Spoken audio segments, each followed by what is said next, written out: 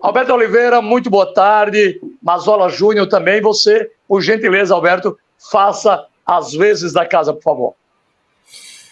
A gente tem a satisfação de receber, nesta terça-feira, o técnico Mazola Júnior, técnico de passagens pelo CRB e de convites para treinar o CSA. A gente vai falar muito sobre isso, mas primeiro eu queria saudar Mazola Júnior, agradecer a tua presença aqui no Debate Bola e falar de que em uma das profissões mais complicadas, que é ser técnico de futebol, o Mazola está completando neste ano, nesse mês de setembro, 20 anos de carreira. Então, primeiro, parabéns pelos 20 anos de carreira. Eu vou começar com uma perguntazinha simples. O que é que ele fez se manter ao longo desses 20 anos? E o que é que poderia te ter feito desistir da carreira de treinador? Boa tarde, professor Mazola. Boa tarde, Alberto. Boa tarde, Elísio. Obrigado pelo convite. Prazer voltar a falar com vocês. Gente de Maceió, uma terra tão querida, né? Um povo tão querido por mim. Vamos lá, vamos começar essa batina, né? Sempre foi um sonho meu ser treinador de futebol, mesmo quando eu era atleta ainda, quando eu era jogador de futebol. Eu sempre sonhei, sinceramente, e achava, né, que daria mais certo como treinador do que propriamente como jogador. E não é fácil, como você bem mesmo falou, né? É uma profissão muito difícil de você conseguir sobreviver dela, né? Você conseguir, como você bem mesmo disse, estar há 20 anos exercendo essa profissão, não é fácil, é para poucos, mas, sinceramente, em nenhum momento, durante essa minha estrada aí, né, como treinador, em nenhum momento eu pensei em desistir ou tive alguma vontade de o fazer. É uma coisa que eu tenho certeza que eu nasci para fazer isso. E sempre tive o apoio, principalmente no começo, né, nos momentos difíceis, né, onde você demora um pouco para se firmar no mercado. Sempre tive o apoio da minha esposa, que está comigo até hoje aqui. Inclusive está presente aqui na minha casa aqui. E se não fosse ela, realmente, talvez as coisas não teriam chegado ao ponto que chegaram, né?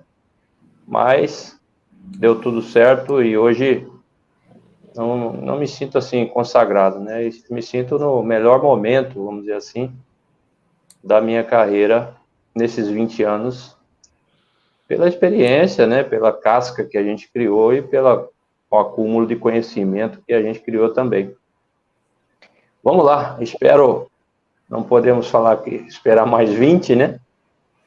Mas eu espero aí queimar mais uns anos ainda e desfrutar mais uns anos de tudo que eu aprendi e que eu vivi dentro dessa carreira. O Mazola, boa tarde, seja muito bem-vindo. Do seu tempo de jogador e aí 20 anos já como treinador, eu já sou bem mais velho que você, claro, eu tenho 65, e a gente, no meu caso, aquele futebol mais romântico, da seleção de 70, né? A gente pode falar da de 74 e por aí vai. Da de 82, que é mais recente. O futebol brasileiro mudou muito. Mudou muito. Começando pelo tamanho do gramado. No meu tempo, a grama chegava na metade da chuteira, você tinha campos de 120 por 75, tinha mais espaço, o futebol era mais lento. Você tinha jogador de futebol. Hoje você tem atletas. O campo é muito menor, a grama muito baixa, o jogo muito veloz, a parte tática evoluiu bastante. Como você acompanhou essa evolução e tem que estar sempre se atualizando, buscando mais conhecimento para continuar no mercado, Mazola? Sem dúvida. Todos esses fatores que você citou mudaram, né? Mudaram o jogo, né? Mudaram o jogo totalmente. Talvez o jogo tenha ficado menos plástico, né? Menos artístico, né? Mas ganhou em competitividade. O que não mudou é a emoção, né? É a emoção do torcedor, a paixão do torcedor. Isso não mudou, né? Mudou o jogo, sim, devido a tudo isso, mas é uma coisa natural, né, Liz? Não foi só o futebol que essas vertentes mudaram, né? Em todos os esportes profissionais, as vertentes mudaram, né? A velocidade do jogo mudou, a parte física influenciou muito mais do que antes influenciava. Enfim, o que eu tenho feito, como sempre, né? Eu fui para a Europa muito novo, ainda como atleta, né? Como jogador, eu fui um dos primeiros jogadores de base, vamos dizer assim, do Brasil a irem para a Europa. Eu fui para a Europa com 18 anos, em 1983. E desde essa época, eu tenho convivência, né, com futebol tático, com futebol físico, né, da Europa, vamos dizer assim, né.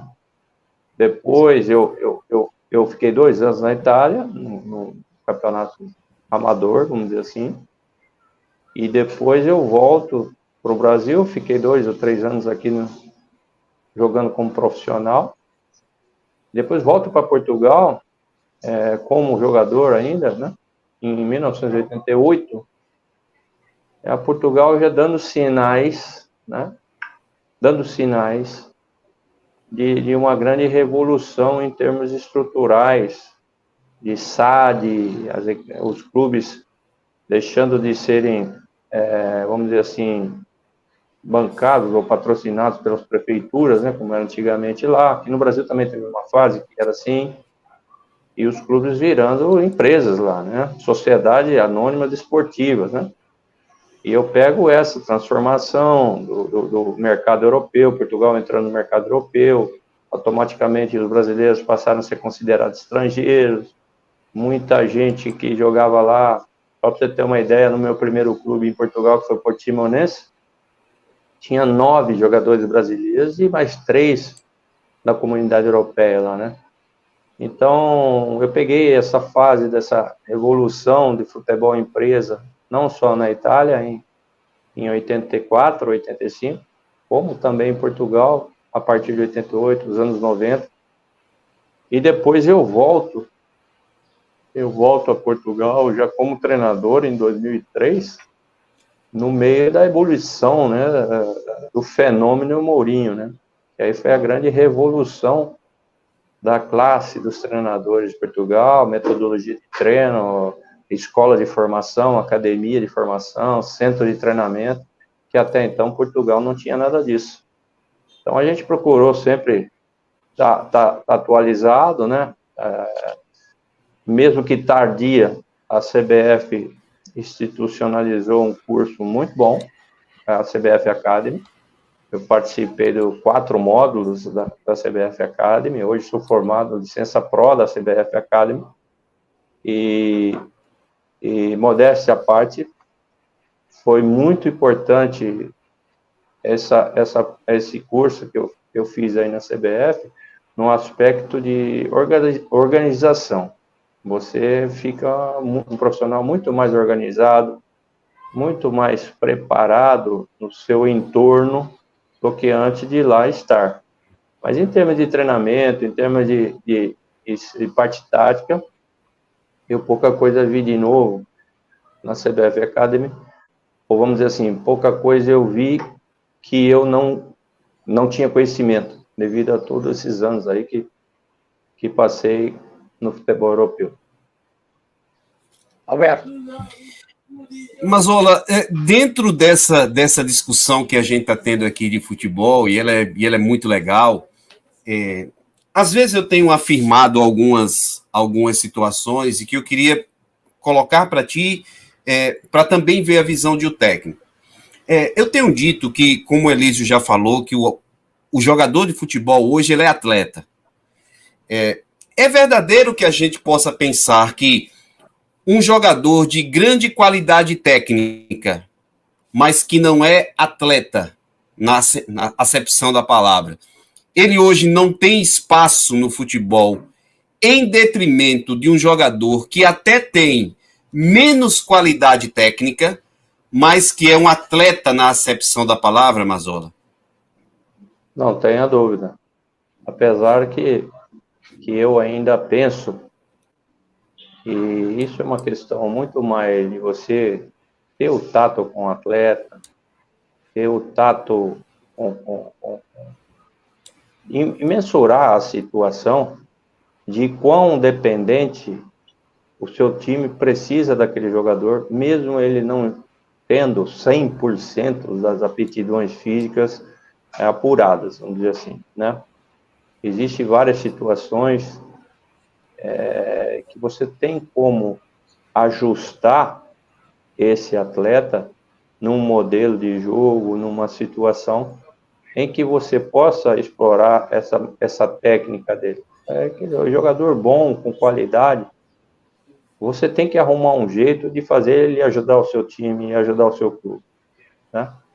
O que não pode é você ser conivente com uma situação que o seu atleta esteja menos preparado, vamos dizer assim, ou esteja um pouco de falta de profissionalismo, né? E aí o treinador ser conivente com ele em relação a isso. Mas o atleta com qualidade, cabe a nós, né, a parte da comissão técnica, e hoje a comissão técnica tem vários segmentos, que você tem condição, sim, não, talvez de não deixá-lo naquela plenitude física, igual ao outro concorrente dele na posição, mas deixá-lo numa condição aceitável, dentro de uma plataforma de jogo também, que dê essa sustentabilidade para ele, para que você possa fazer com que a equipe explore as melhores qualidades daquele atleta, né? Hoje, principalmente na Série B, a gente vê muito isso funcionar, né? Na Série A e nas grandes ligas, eu acho que é praticamente impossível, porque na Série A, nas grandes ligas, vingam, né, ou vencem, vamos dizer assim, conseguem sobreviver aqueles atletas que ainda conseguem juntar as duas situações, tanto a parte técnica quanto a parte física. Na Série B nós já temos, Série C então nem se fala, nós já temos condições de vamos dizer assim, de aproveitar um pouco mais esse atleta um pouco mais apurado na parte técnica. Mazzola, me permita, até para ilustrar o que está dizendo, e você, óbvio, é técnico de futebol, conhece muito mais do que eu. A Argentina, para a gente falar do genial Messi, nessa última Copa do Mundo, ela monta um time muito forte, que deu liga, mas o Messi sempre muito à vontade para fazer o que ele sabe fazer de melhor, que é a parte técnica do jogo e ser decisivo ali no terço final. É mais ou menos isso que você quer colocar? Perfeito exemplo. Perfeito exemplo. E vamos pensar para o nosso lado, né? Mais ou menos o que o Diniz vai tentar fazer com o Neymar na seleção brasileira. Mas aí nós estamos falando também, né, Elis? Nós estamos falando de dois gênios, né? Dois caras fora da curva, né? Dois caras fora da curva, né? O duro foi, eu sempre falo, né? Essas revoluções que todo mundo fala que é o europeu, que é tática, que não sei o que nós aqui não somos limitados taticamente, né? O único gênio que conseguiu fazer 5 número 10 marcarem, jogarem atrás da linha da bola foi Zagallo em 70. Zagallo, 70. Perfeito.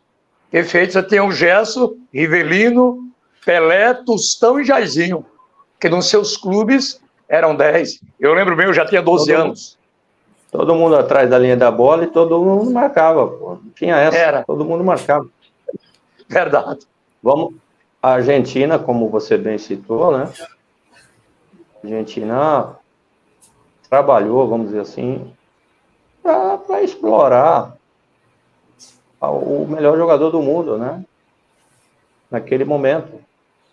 E foram muito felizes e foram campeões mundiais. Não vamos esquecer que em 2014 bateu na trave, né?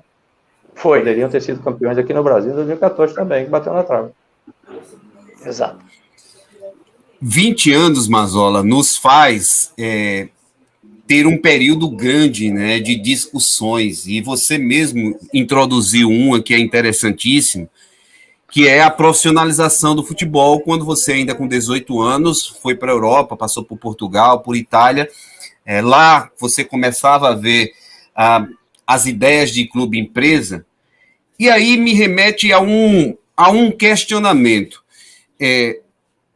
A sua carreira poderia ser maior do que ela foi, caso você tivesse ligação empresarial, um agente, um empresário contigo, ou a tua forma de trabalhar solo, é o Mazola, é o cara que discute, que conversa com os dirigentes. Você acha que te atrapalhou ou te ajudou mais na tua carreira? Pergunta muito boa, muito importante, viu, Beto? Poucas vezes eu tive um questionamento desse nível. Eu, desde que eu era jogador de futebol, que convivi com essas situações, logo com 18 anos, eu convivi com essa situação de... Em primeiro lugar, estava o clube. Eu sempre falo isso, a grande diferença do futebol brasileiro, até o Vitor Pereira deu uma entrevista agora essa semana, que acabou virando polêmica, né? Mas eu sempre falei isso. A grande diferença do futebol europeu para o futebol brasileiro, o jogador brasileiro não vai para a Europa aprender tática. Ele vai aprender a ser profissional. Profissional. E lá é totalmente diferente daqui. Lá o produto é o clube. Primeiro lugar é o clube, segundo é o clube, terceiro é o clube. Depois vem o presidente, depois vem o vice-presidente, depois vem o diretor de futebol, e depois vem o treinador, depois vem o jogador. O jogador lá é uma ferramenta para que o clube fature alto. Só para você ter uma ideia, a maioria das grandes estrelas do futebol europeu tem no contrato com o clube 50% de uma campanha publicitária que ele fizer, 50% é do clube. Um outro exemplo que eu posso dar para você, a situação do Gabigol, que hoje é o ídolo do Flamengo aí, né? Ídolo nacional, vamos dizer assim. O Gabigol foi comprado pela Inter de Milão por 50 milhões de euros. No primeiro ano, ele teve muita dificuldade de se adaptar ao jogo lá na Itália, né? E ele se recusou a entrar num jogo, num clássico contra a Lazio, em Roma. Ele se recusou a entrar no jogo, faltavam 5 minutos para acabar o jogo. A partir dali, foi demitido da Inter de Milão. Não foi o treinador que foi demitido, foi o jogador que foi demitido. Um jogador que tinha custado 50 milhões de euros para a Inter de Milão. Teve um ato de indisciplina que lá não é admissível, porque mancha não só o treinador, mancha a instituição lá. E a Inter mandou embora, dispensou o jogador. Se é aqui, muito provavelmente o treinador tinha caído. E o jogador continuado. Acho que a Lei Pelé, me alongando, porque o contexto é grande da sua pergunta, certo, Alberto? Eu quero citar algumas situações no começo, né, da coisa, né? A Lei Pelé deu muito poder ao atleta e, respectivamente, ao empresário. E tirou muito do poder do clube. Mesmo com as correções que foram feitas ao longo dos anos, mesmo assim, ainda o atleta profissional aqui no Brasil, ele está muito protegido pela lei. Muito protegido pela lei. E ele é o produto acima do clube. O clube, para vender, para fazer dinheiro em cima daquele atleta, de A, de B ou de C, o clube se submete a várias situações que em nenhum outro lugar, clube nenhum se submeteria. E hoje, na grande maioria dos clubes do Brasil, o poder do representante do atleta, do empresário de futebol, ultrapassou funções. Atropelou, ou eles atropelam várias outras funções dentro de um corpo diretivo de um clube, de um corpo técnico de um clube. Isso que aí eu tive alguns problemas. Falando em relação ao empresário, eu nunca tive empresário, nunca precisei de empresário nenhum me empregar. Eu sempre eu consegui meus empregos pelas minhas capacidades e pelas minhas conquistas. Né? Aqui no Brasil, eu nunca tive empresário que me empregou. Foram, acho que 1 ou 2 vezes, que o empresário me ligou para saber se interessava eu ir para o clube. Eu falei, então tá bom, então fala para o presidente me ligar. Ou, às vezes, o executivo mesmo me liga. Eu nunca tive um empresário. Por quê? Vamos dizer assim, todos não, todos, empresários, eles trabalham com vários jogadores. E uma das condições que a maioria deles impõe ele vai te colocar no clube, só que você vai ter que contratar 5, 6 atletas dos parceiros dele e dos parceiros dele. E eu tenho uma certa restrição em relação a isso. Eu sempre falo para eles, não, eu contrato, você me dá a lista dos seus jogadores, e eu vou contratar aqueles jogadores que interessam a mim. E é o clube que me paga. E quem me paga o meu salário é o clube. Nunca nenhum empresário pagou meu salário. Além de nunca ter me empregado, nunca pagou meu salário. Então, foi por causa disso que eu também nunca tive problema com ninguém. Eu sei que muitos deles, né? É lógico que trabalham para que os treinadores deles estejam empregados, né? Nem sempre trabalham com lisura, né? Mas eu sempre falo para os meus jogadores, falo para os meus dirigentes, o que me mantém no clube, o que mantém meu emprego são os resultados. Porque o trabalho nosso é muito bom, é um trabalho, modéstia à parte também. Tudo isso que eu vejo hoje de modernidade em termos de treinamento, eu já fazia isso há 20 anos atrás. Aliás, há 22 anos atrás, que eu fui auxiliar, antes de me tornar treinador, eu fui auxiliar do Marco Aurélio Moreira, na Ponte Preta, no Cruzeiro, no Kashiwa Reysol do Japão. E o Marco Aurélio já fazia isso, já naquela época. E o Toninho Oliveira, de preparador físico, né, que foi o único cara que fez Romário treinar, foi o Toninho Oliveira, no Flamengo, né? O único cara que fez Romário treinar foi o Toninho Oliveira. E eu tive a felicidade de trabalhar com esses caras em 2000, nos anos 2000, 2002. Esses caras já faziam tudo isso aí que faz hoje, que todo mundo tá falando que é moderninho. Os roundos, né, os famosos roundos, treino de marcação-pressão, de posicionamento defensivo, linha baixa, linha alta. Isso aí, Marco Aurélio, a gente já fazia em 2000 isso aí, no Cruzeiro. Então, não é por aí que eu deixo de estar empregado e deixo de ir para um clube ou não. Porque eu sempre primei por isso. No time, é lógico que a gente escuta todo mundo, conversa, trocamos. Eu sou um cara de diálogo, por incrível que pareça. Às vezes eu sei que eu passo até uma imagem meio de arrogante, de autoritária, de não sei o quê, não é nada disso. Quem me conhece no dia a dia sabe muito bem que eu sou um cara de muito diálogo, de muito trabalho, sou um cara multidisciplinar e interdisciplinar. São poucos que trabalham assim, mas, sinceramente, não é que nunca senti falta, nunca tive problema, nunca senti falta de ter um representante. Eu tenho, de 2 anos para cá, eu tenho uma pessoa que cuida dos meus contratos, né? Na hora que eu acerto, eu converso com o clube, tudo bem, papapá. Na hora que for falar da parte financeira, eu delego função a esse rapaz e ele faz o meu contrato da melhor maneira possível, vamos dizer assim, cerca o meu contrato da melhor maneira possível, para que eu não venha a ser prejudicado por A, por B ou por C.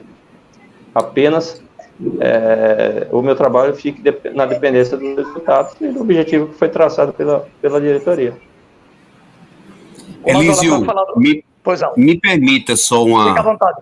Eu preciso fazer esse pedido de desculpas. Eu programei a live e fiz cards distribuindo o convidado e a presença do técnico Mazzola. O corretor ortográfico me traiu, e nesse material que eu distribuí, ao invés do nome Mazzola, estava grafado o nome Mazella. Então, eu queria me desculpar com o professor Mazzola. Eu reparei nisso. É o corretor ortográfico, obviamente, mas eu preciso fazer esse pedido de desculpas público enquanto o senhor está aqui na entrevista conosco. Obviamente que não é minha intenção, mas o desgraçado do corredor ortográfico me pegou essa peça. Eu refiz aqui o card, estou redistribuindo, e agradecer ao torcedor do CRB que me informou, porque eu distribuí e realmente não percebi, não tinha visto. Então, minhas desculpas, mas o senhor sabe do respeito e do capricho que tenho com a sua carreira, com o tempo que nós convivemos lá no CRB, e não faria nunca algo desse tipo. Então, mas, de qualquer forma, minhas desculpas por esse erro de grafia. Na verdade, o corretor ortográfico e não da minha parte, mas realmente não tinha percebido. Sem problema, Alberto. Para ser bem sincero, quando eu li Mazzola. Eu nem observei esse erro. Ô Mazzola, vamos trazer o nosso debate para Alagoas, que você passou aqui no Clube de Regatas Brasil. É claro que o CRB ele é um time que está, digamos assim, em evolução, está cada vez mais profissional. Certamente o CRB hoje ele está mais organizado do que a época. Mas o que é que faltou naquele momento que você passou aqui para levar o CRB um pouco mais longe, principalmente em competições nacionais?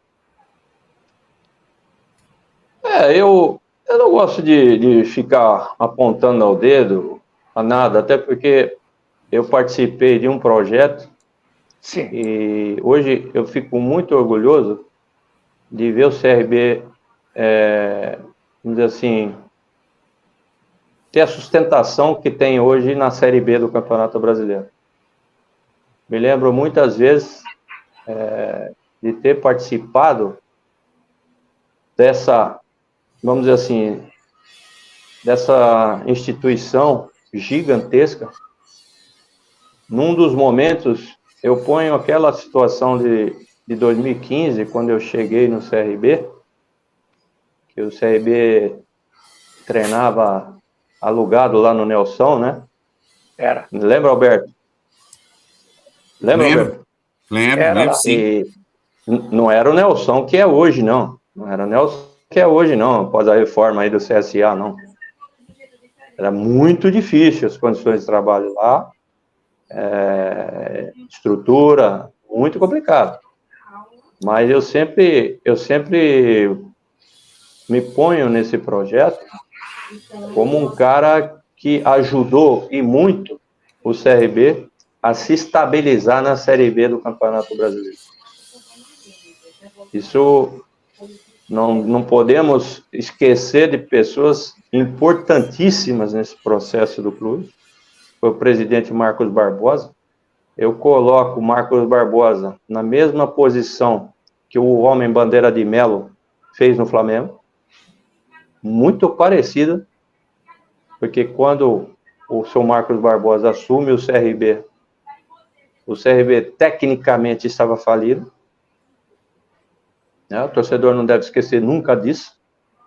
E automaticamente toda aquela situação, o trabalho, um limite orçamentário muito grande, que o Alarcon Pacheco fez durante muitos anos aí no CRB, que pouca gente valorizou isso. Não era fácil naquela época trazer jogadores de Série B para o CRB. Não era fácil. O CRB não tinha muito crédito nacional. O CRB Malemar era falado no cenário nacional, antes de 2015, certo? Então, me orgulha muito ter feito parte desse processo de reconstrução num clube gigantesco, né? Eu sou o primeiro treinador do novo centro de treinamento do CRB, né?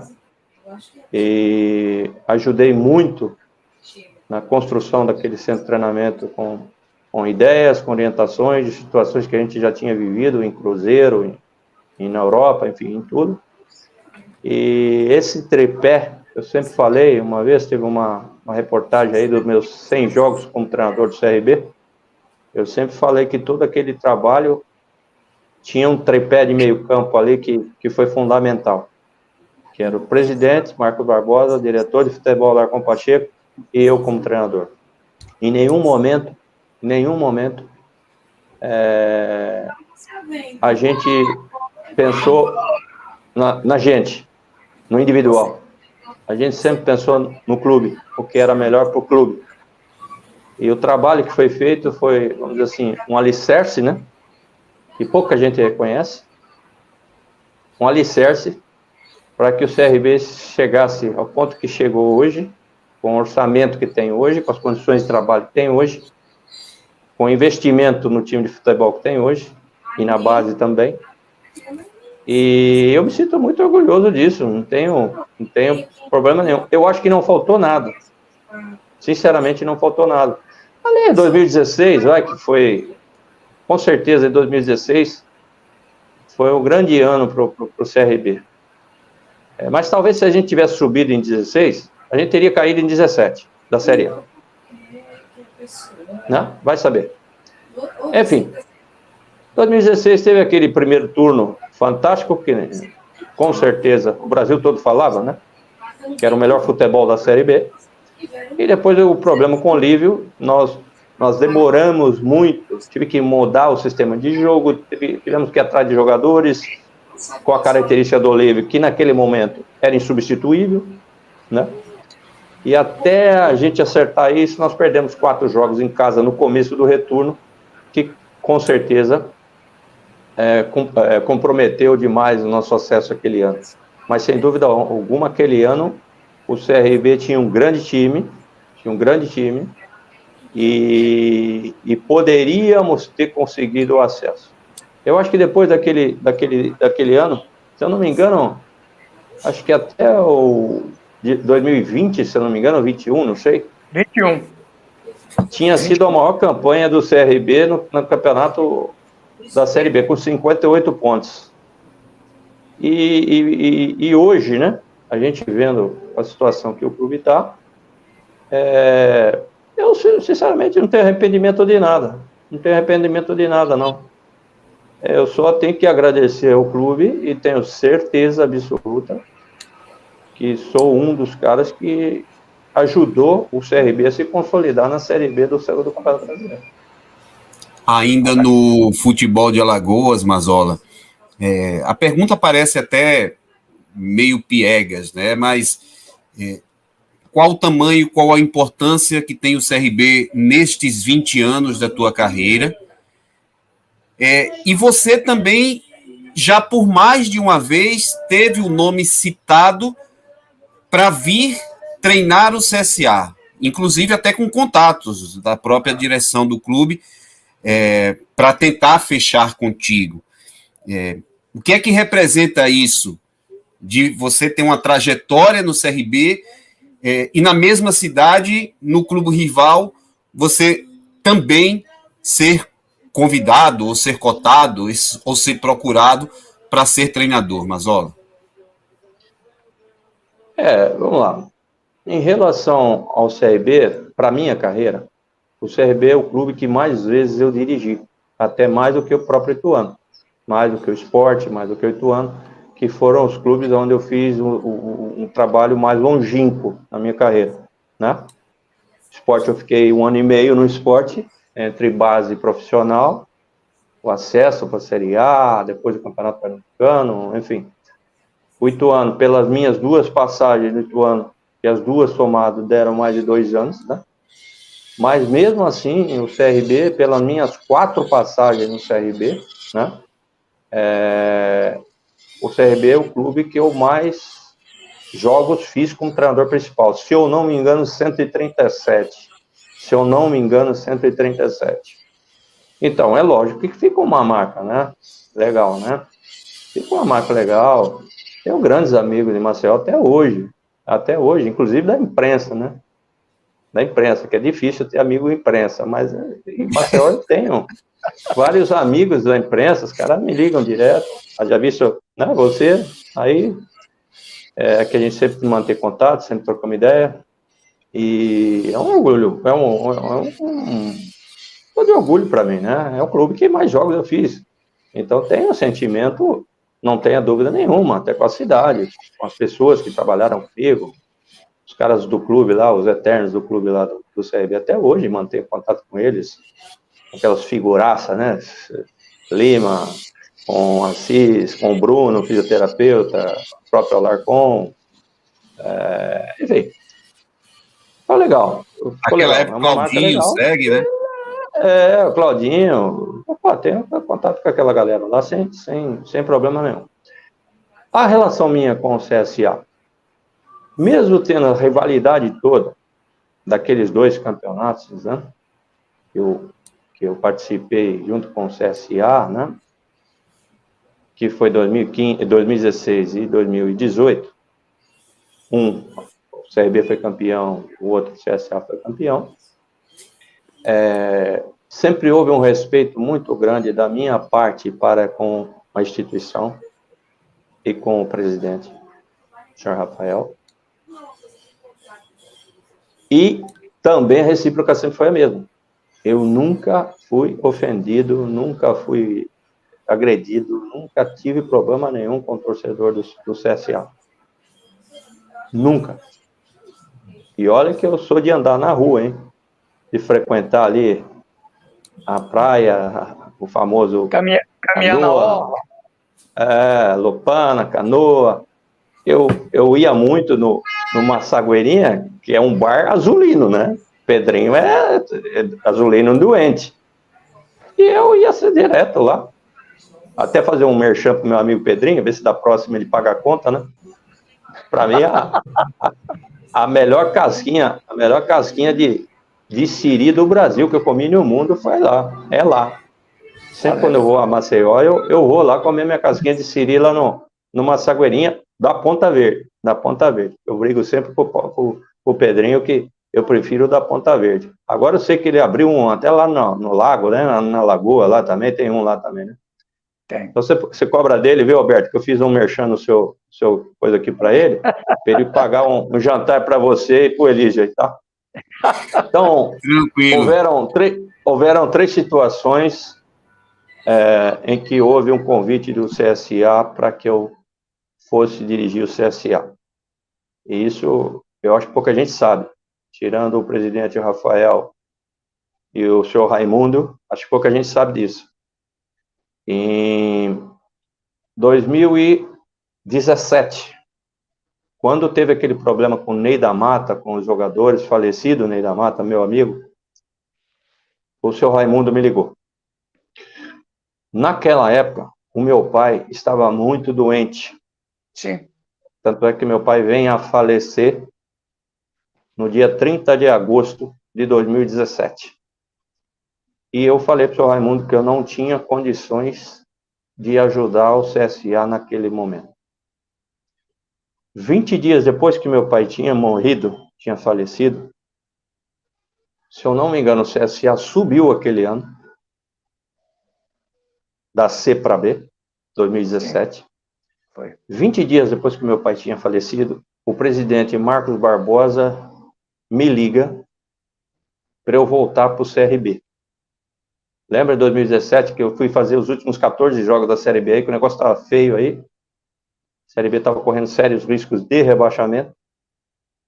E o presidente Marcos Barbosa me convida para voltar para o CRB. O que aconteceu? No primeiro momento, eu neguei, porque eu estava arrasado com a morte do meu pai. Quando eu desligo o telefone, minha esposa estava do lado. Minha esposa falou assim: porra, Maza, vamos embora para Maceió, Maza. Vamos sair daqui, senão você vai acabar morrendo junto com seu pai. Vai fazer bem para você, pô, você se deu bem lá, você gosta de lá, lugar maravilhoso, o pessoal gosta de você no clube. vai para lá que vai ser bom para você também. Você vai ajudar os caras e vai ser bom para você. Eu passo a mão no telefone, ligo para o presidente Marcos Barbosa e volto para o CRB naquele ano 2017. Certo? O ano passado, quando o CSA demitiu o Alberto Valentim, um diretor que trabalhava aí na época, que é empresário de futebol, mas na época aí era diretor, o Eberson Bicudo, me ligou. Eu tinha acabado de sair do Ituano. Ele me ligou se eu aceitaria ir para o CSA. Falei, aceito. Vamos conversar, vamos ver a parte financeira e tal. Daqui um pouco eu te ligo. Passado 2 horas, o CSA anuncia Roberto Fernandes. Ninguém mais entrou em contato comigo. E uma semana depois que o CSA acerta com o Roberto Fernandes, eu acerto com o Novo Horizontino. Que foi aquela briga o ano passado, ou cai Novo Horizontino ou cai CSA, que se estendeu até o final do campeonato da última rodada. Vocês devem estar muito bem lembrados dessa situação, né? Quem era para ter ido para o lugar do Alberto, pelo menos fui convidado, era eu. E a última vez foi agora esse ano. Eu tinha acabado de sair da Portuguesa, estava 2 anos seguidos, sem férias, uma pauleira danada, porque eu saí do Novo Horizontino dia 5 de novembro e comecei o trabalho na Portuguesa dia 21 de novembro. Eu tive apenas 10, 15 dias, não foi nem férias, né, porque termino o trabalho aqui, tem que começar o trabalho do zero da Portuguesa. E quando eu saí da Portuguesa, passado 10 dias que eu estava em casa, de férias, inclusive, aqui na minha casa, aqui na praia, aqui no Guarujá, o CSA tinha dispensado o Roberto Fonseca. E aí foi o presidente Rafael Tenório que me ligou.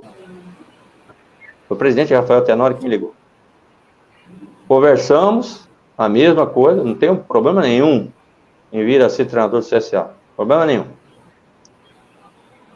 E aí houve um problema financeiro. Eu cheguei no meu limite e o presidente Rafael Tenório chegou no limite dele.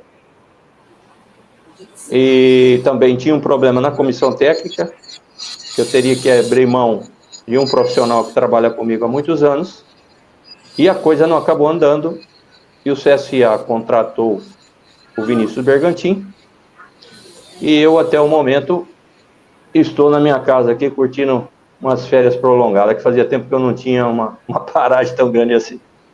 Essa é a minha história com o CSA. E volto a dizer, problema nenhum. Pelo contrário, até todas as vezes, quando eu estava no Ituano, eu contratei um jogador do CSA, falei diretamente com o presidente, com o senhor Rafael, falei diretamente com ele. Não tem problema nenhum com o CSA. Problema zero. Zero. As 3 situações que aconteceram, infelizmente, não deu certo por esses motivos que eu aleguei agora para os senhores. Mazola, é claro que a experiência que você teve na Europa, e muito jovem ainda, isso ajudou a lhe fortalecer em termos de conhecimento e futebol. Como você mesmo falou, em 2020, no Cruzeiro, já fazia um trabalho parecido com o que chamam de hoje de uma coisa moderna. 2002. Nós estamos... 2012, desculpem. 2012. Estamos muito longe. 2002. 2002, desculpem. Ano da Copa do Mundo do Japão. Nós estamos ainda, o futebol brasileiro, porque nós somos um país continente, né? E temos regiões com questões distintas. Então não vou nem falar na região Nordeste, na Norte, eu morei na região Sul, não vou falar no Sudeste, onde temos uma maior concentração de renda, principalmente no estado de São Paulo, o estado mais rico do Brasil. Futebol de São Paulo é diferente do ponto de vista de organização, de profissionalismo de outros estados, até pela questão financeira. o poder aquisitivo que hoje tem o Estado de São Paulo e a própria federação? Olha, eu já trabalhei nas 5 regiões do país. Vou ser sincero para você, viu? Isso aí é um paradigma que foi criado, mas hoje, no passado, e não tão distante assim, tudo bem. Mas hoje, eu posso te dizer que os 2 clubes aí de Alagoas não ficam a dever em nada aos clubes do interior do estado de São Paulo. Em nada. Em termos de estrutura, em termos de orçamento, em termos de poder financeiro, organizacional. Talvez os clubes pequenos do Nordeste sofram ainda essa desigualdade toda. Mas os grandes clubes do Nordeste, você vê Bahia, Vitória, Sport, Fortaleza, Santa né? Cruz, Fortaleza, Ceará, e mesmo lá no Norte, Remo e Paysandu hoje, com centro de treinamento, com uma baita de uma condição de trabalho, com orçamentos, vocês deve ser de conhecimento de vocês, talvez o maior orçamento da Série C esse ano é Paysandu e Remo. Era Paysandu e Remo. E lá em Santa Catarina também, trabalhei no Criciúma. Eu acho que nas grandes equipes, essa diferença praticamente não existe hoje. Estou falando com os clubes pequenos do estado de São Paulo, né? Certo. Não com os clubes grandes. Não com os clubes grandes, né? Mas eu acho que é lógico. A tendência, até porque o Campeonato Paulista tem 4 divisões profissionais, né? Muitos clubes, né? Automaticamente, você vê, São Paulo tem 6 equipes na Série B do Campeonato Brasileiro. Agora vai ter mais uma ainda na Série C, né? Que é a Ferroviária, né? Vem da D para C, São Bernardo, se não subir para B. Além dos gigantes, né? Os 4 gigantes que tem. Então, é normal que haja um maior movimento pelo tamanho do estado, pelo tamanho populacional e pelo número de clubes que tem, né? Vamos dizer, mais sustentáveis do que, por exemplo, no interior, os clubes do interior de Alagoas, né? Os clubes do interior de Pernambuco, os clubes do interior de Sergipe, do interior do Ceará. Aí sim eu acho que tem ainda uma diferença grande. Mas nos grandes clubes do Nordeste, a diferença para os clubes de São Paulo, eu acho que é irrisória hoje em dia. Alberto. Mazola, a gente está no adiantar de hora, a gente ainda tem um tempinho para conversar contigo, mas eu queria só dar uma passadinha rápida, porque tem muita gente te cumprimentando e fazendo perguntas. Então, para a gente tentar atender a todo mundo, que a gente faça uma interação aqui mais curta, mais rápida. O Cleiton Zacarias está perguntando qual a diferença do futebol alagoano para o futebol paraense. Muito pouco, hein? Muito pouco. Eu costumo dizer que o pessoal, a torcida, o torcedor nordestino e o torcedor de Belém é torcedor raiz, é torcedor de antigamente. A paixão que tem pelo clube, pelo seu clube, é diferente. É diferente.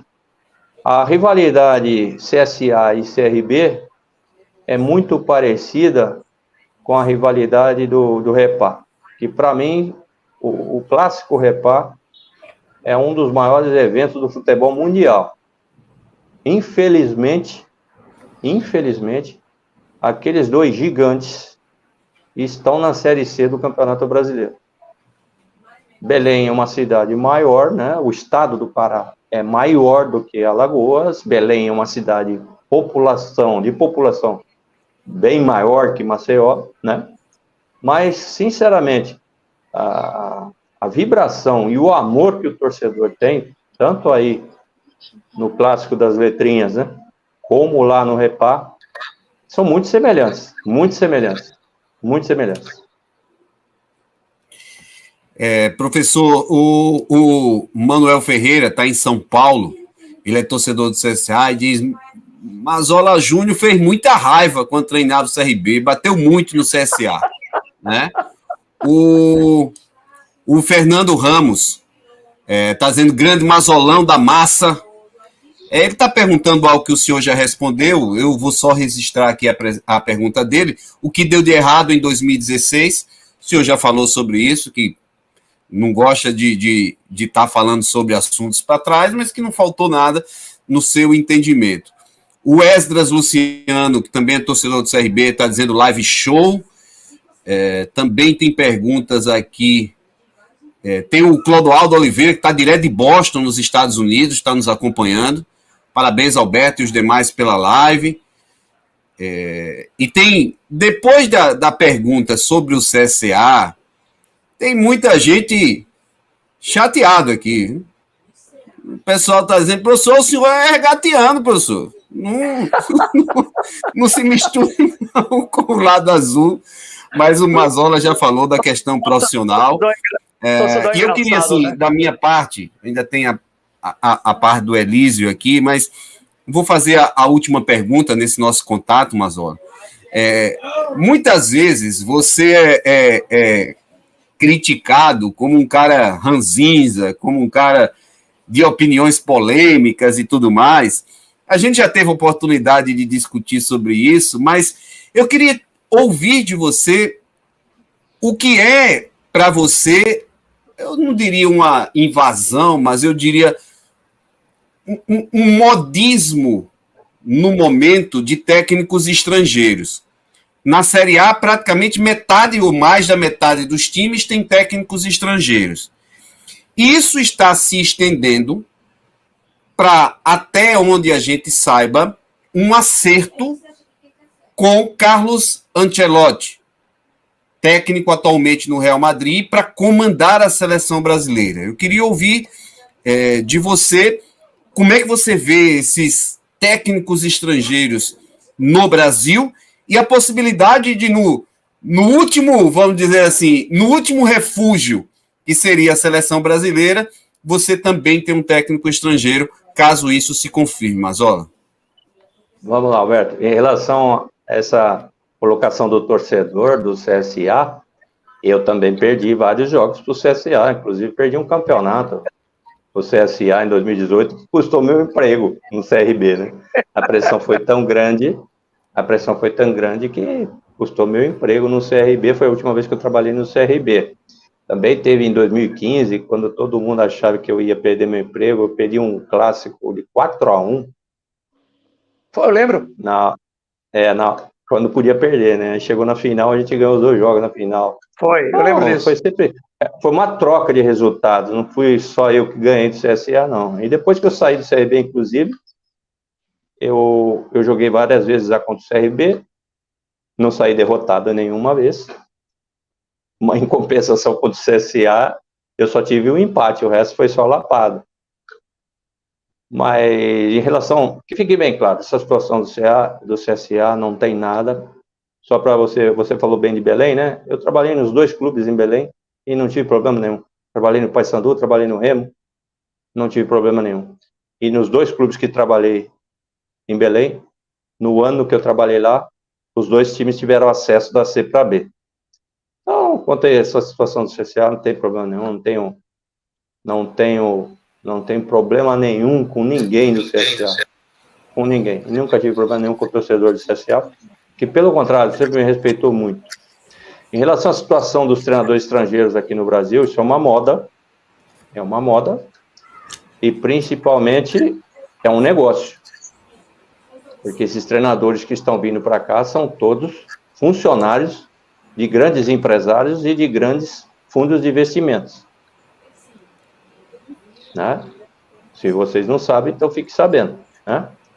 Inclusive, treinadores que não tinham currículo nenhum para vir para grandes clubes brasileiros e vieram goela abaixo por imposição desses estrangeiros e desses empresários, desse grupo de investimento. E, automaticamente, os dirigentes hoje também aproveitam-se disso para se proteger. Porque hoje, depois do 7-1, qualquer treinador brasileiro que você contratar, ele já vai ser contestado. Ele já chega contestado. Vocês viram aí o que está acontecendo com o Zé Ricardo no Cruzeiro, que aconteceu comigo no Vitória em 2020, né? Todo treinador, nenhum treinador hoje aqui é unanimidade, nem o Tite é unanimidade no Brasil. Então, o diretor, o que ele faz? Ele junta o útil ao agradável. Ele se protege e cumpre ordens do empresário, do investidor, e ele se protege trazendo treinador estrangeiro, que na grande maioria não dá certo. Eles não têm conhecimento do que é isso aqui. Eu sempre defendi isso. Os melhores treinadores para o esporte futebol são os brasileiros. Sempre foram e sempre serão. E aqui no Brasil, o treinador que consegue ficar 10 anos, 5 anos, 10 anos na Série A do Campeonato Brasileiro ou na Série B, é porque o cara é bom demais, né? Em nenhum outro país no mundo, o futebol é tão difícil de ser gerido para um treinador como aqui no Brasil. O treinador aqui no Brasil, para ele ser de ponta, ele tem que ser muito bom, porque senão não se sustenta. Não se sustenta. Em relação à CBF, o caso Ancelotti, depois contrato o Diniz como interino, isso eu acho que foi uma das grandes, vamos dizer assim, ignorâncias da instituição CBF. Se ela cobra o que ela cobra para formar os treinadores brasileiros, se ela tem hoje uma das maiores escolas reconhecida pela FIFA de treinadores de futebol, como que essa CBF pode apoiar a vinda do treinador estrangeiro para a seleção brasileira? Uma coisa é totalmente antagônica com a outra. Como é que nós podemos ficar à mercê da vontade do seu Ancelotti com o Real Madrid, gente? Isso é o maior, vamos dizer assim, o maior motivo daquela história do cachorro vira-lata, velho. De valorizar só o que é de fora. Nós estamos valorizando tudo que é de fora. E esquecendo de valorizar um dos componentes do maior produto que o Brasil tem, que é o seu futebol. É ou não é contraditório? Vocês aí que fazem o lado da imprensa, né? Das análises aí. É ou não é contraditório? A CBF cobra R$45 mil para formar um treinador de Licença Pro aqui no Brasil. R$45 mil custa o curso completo. Como é que a CBF vai deixar, e deixa, né, entrar esses treinadores estrangeiros aqui, que nunca trabalharam em lugar nenhum, não tem currículo nenhum? E como é que a CBF banca um treinador estrangeiro para comandar a seleção brasileira, pentacampeã mundial? Nenhuma seleção foi campeã do mundo com treinador estrangeiro. Muito menos a seleção brasileira. Então, é uma coisa que só pode nos levar a entender que até nessa situação, né, aquilo que eu falei para vocês, né, o pessoal está tudo ligado com empresários, com fundo de investimentos, né, o jogador brasileiro ainda, o Brasil é o país que mais exporta jogador de futebol, e a maioria deles representados, ou na negociação, são intermediários por esses empresários que hoje mandam no futebol brasileiro, e se calhar devem estar mandando até na CBF. Alberto, da minha parte, eu estou satisfeito, eu ia perguntar exato, você leu o meu pensamento, Alberto. Olha, está vendo o entrosamento aqui, com esse meio-campo, meu irmão, a gente não perdia para ninguém, nem o time do seu avô. Ele tem um time, Mazzola, na verdade é o avô dele que tem um time, que não perde há 65 anos. Tá invicto. Agora o campo só tem uma trave. E essa trave é ladeirada. Mas, professor Mazzola, queria muito agradecer a tua presença. Queria muito agradecer a tua presença. Foi muito especial aqui para a gente do Debate Bola, para quem está nos assistindo. A tua presença, a forma como você discute, a forma como você trata o futebol de Alagoas, e eu fiquei,